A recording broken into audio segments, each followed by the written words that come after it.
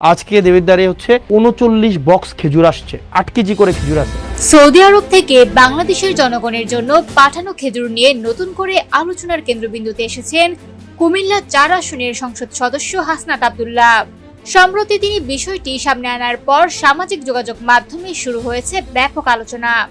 অনেক সাধারণ মানুষ বলছেন, রমজান মাসে সরকারের মাধ্যমে যে খেজুর বিতরণ করা হয় তা এতদিন তাদের কাছে স্পষ্ট ছিল না।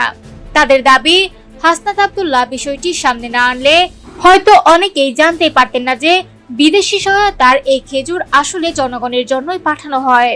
মূলত রমজান উপলক্ষে সৌদি আরব থেকে বাংলাদেশের মানুষের জন্য উপহার হিসেবে পাঠানো হয়েছে ১২,৫০০ কার্টুন খেজুর। এই সহায়তা দিয়েছে সৌদি আরবের মানবিক সংস্থা king Salman humanitarian aid and relief centre. সরকারি নির্দেশনা অনুযায়ী এসব খেজুর জেলা প্রশাসকদের মাধ্যমে দেশের বিভিন্ন জেলা ও উপজেলায় বিতরণ করা হবে। নির্ধারিত তালিকা অনুযায়ী স্থানীয় প্রশাসনের তত্ত্বাবধানে এই খেজুর সরাসরি মানুষের মাঝে পৌঁছে দেওয়ার কথা রয়েছে। এদিকে প্রশাসন বলছে, দেশের সব জেলা উপজেলায় খেজুর পৌঁছে দেওয়ার জন্য স্থানীয় প্রশাসন ও সামাজিক প্রতিষ্ঠানগুলো ইতোমধ্যে প্রস্তুতি নিচ্ছে, যাতে দ্রুত এবং সুষ্ঠুভাবে এই বিতরণ কার্যক্রম সম্পন্ন করা যায়।